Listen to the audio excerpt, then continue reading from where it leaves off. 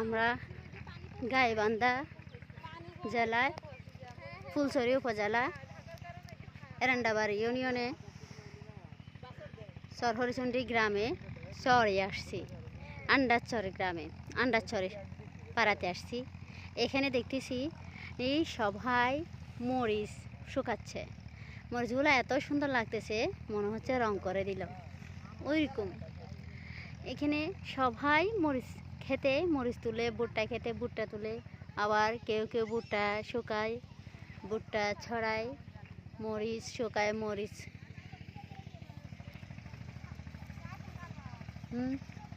আমরা সব আসলাম, অনেক সুন্দর লাগতেছে। এগুলো কেজি কত করে বিক্রি করে? হ্যাঁ, 250 টাকা। এগুলো এখনো তো শুকায় নাই না?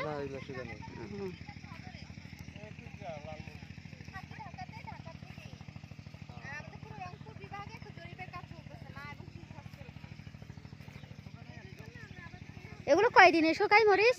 ঠিক নাই, রোদ থাকলে 10 দিন লাগবে। 10 দিন। আর রোদ না থাকলে? রোদ না থাকলে 1 মাস লাগবে পারে। গন্ধ হয়ে যায় না তখন? ওই যে ওটা নষ্ট হইছে।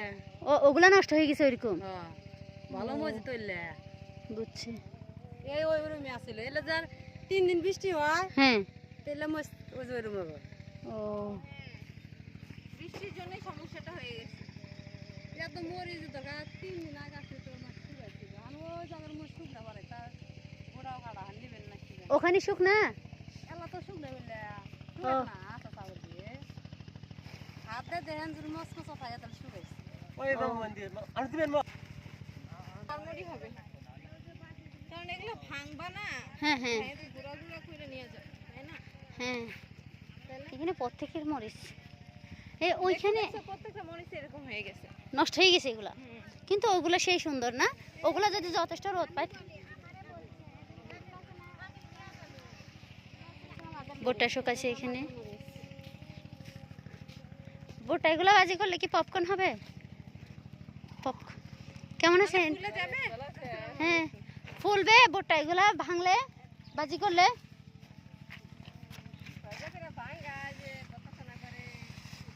এগুলো কি শুকাইছে মরিচ?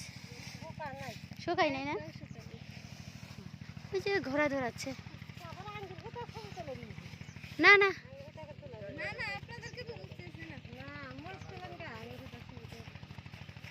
ঘোড়া ধরাচ্ছে।